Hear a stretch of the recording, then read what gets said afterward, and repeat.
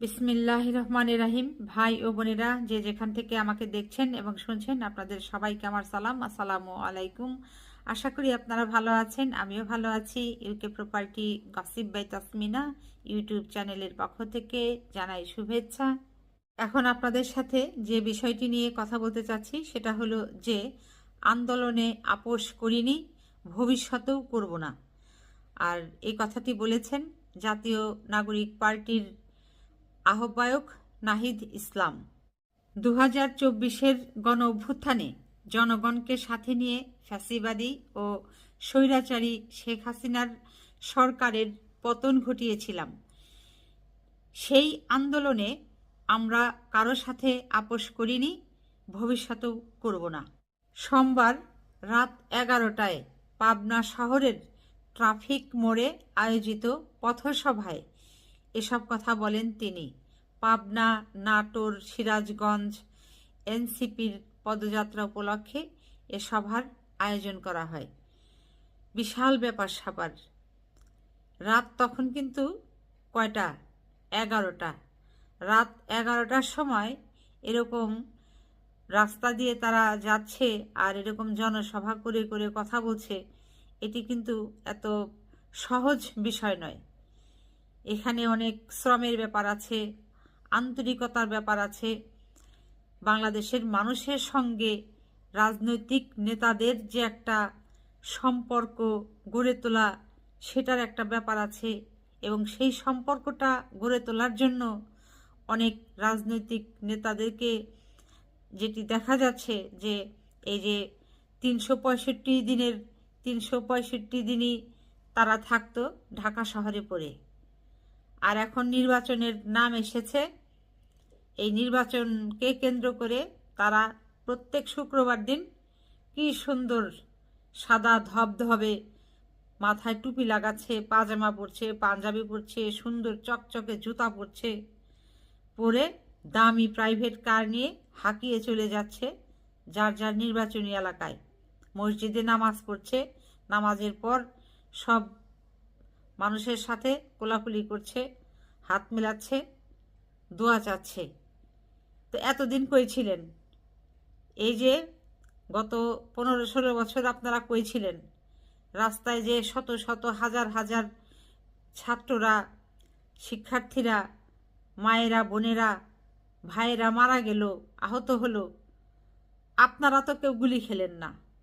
আপনাদের পরিবারের কোনো সদস্য তো গুলি খেলো না, আপনাদের ছেলেমেয়েরা তো গুলি খেলো না।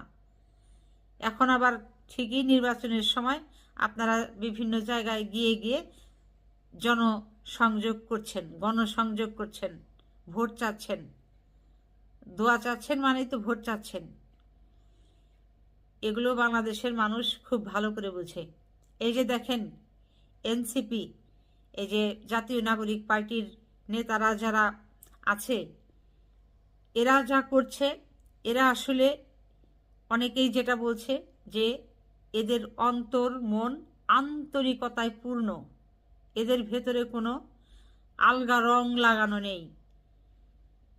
কারণ এরা রাত নেই দিন নেই, এরা মানুষের পাশে থেকে কাজ করে যাচ্ছে এবং আগামীতে একটি রাজনৈতিক দল হিসাবে জনগণের ভালোবাসা পেয়ে, ভোট পেয়ে যেন নির্বাচনের মাধ্যমে দেশের মানুষের স্বার্থে কাজ করতে পারে, দেশের হয়ে কাজ করতে পারে, সে লক্ষ্যে কিন্তু তারা চেষ্টা চালিয়ে যাচ্ছে।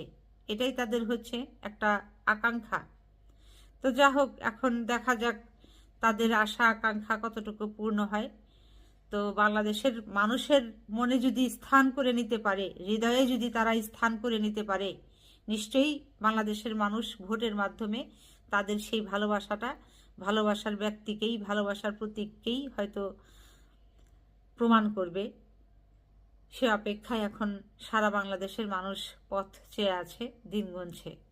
তো যা হোক, এরপর নাহিদ ইসলাম আরও যেটি বলেন যে দেশের স্বার্থে আসুন ঐক্যবদ্ধ হই, দেশের উন্নয়ন সংশ্লিষ্ট বিষয়ে আমরা কোনো আপোষ করব না, জনগণকে সাথে নিয়ে রাজপথে থাকব যৌক্তিক দাবি আদায় না হওয়া পর্যন্ত। খুব সুন্দর একটা কথা বলেছেন। গণ অভ্যুত্থানে শহীদদের স্মরণ করে তিনি বলেন, আমার ভাই বোনেরা শহীদ হয়েছেন, তাদের শহীদি মর্যাদা ও সাংবিধানিক স্বীকৃতি থাকতে হবে। এজন্য প্রয়োজন জুলাই সনদ। এই দাবিতে আমরা অনড় অবস্থান। তিনি বলেন, এই পাবনা উত্তরবঙ্গের অন্যতম একটি গুরুত্বপূর্ণ জেলা। এখানে 2024-এর গণ অভ্যুত্থানে ছাত্র, শিক্ষক ও সাধারণ মানুষ ঐক্যবদ্ধভাবে ফ্যাসিবাদকে প্রতিহত করেছিল। সেই দুঃসময় পাবনাবাসী তথা দেশবাসী জানেন। পাবনাবাসীকে বলতে চাই, দেশের পরিবর্তনে আপনারা যে ভূমিকা নিয়েছেন, দেশের উন্নয়নে আপনাদের সেটা বুঝিয়ে দেওয়া হবে। চমৎকার কথা বলেছেন। কোনো ষড়যন্ত্রকারীকে ছাড় দেওয়া হবে না। তিনি বলেন, স্বৈরাচারীর দোসরদের পাশবিকতার চরম পর্যায়ে আপনার সন্তানের রক্তে রঞ্জিত হয়েছে। সেই রক্ত যেন বৃথা না যায়, সেদিকে খেয়াল রাখতে হবে। তো যাই হোক, এরকম পথসভায় উপস্থিত উত্তরাঞ্চলের মুখ্য সংগঠক সার্জিস আলম, তিনিও ছিলেন। তারপর দক্ষিণাঞ্চলের মুখ্য সংগঠক হাসনাত আবদুল্লাহ, সিনিয়র যুগ্ম আহ্বায়ক সামান্তা শারমিন, ডক্টর তাসলিমা জারা, মুখ্য সমন্বয়ক নাসির উদ্দিন পাটোয়ারি, নাটোর জেলা যুগ্ম সমন্বয়কারী আব্দুর মুন্নাফ সহ কেন্দ্রীয় স্থানীয় নেতাকর্মীরা অনেকেই ছিলেন। আপনাদের কষ্ট, আপনাদের শ্রম যেন বৃথা না যায়, আপনারা সফল হন। বাংলাদেশের মানুষের জন্য আপনারা কাজ করুন, বাংলাদেশের জন্য আপনারা কাজ করুন।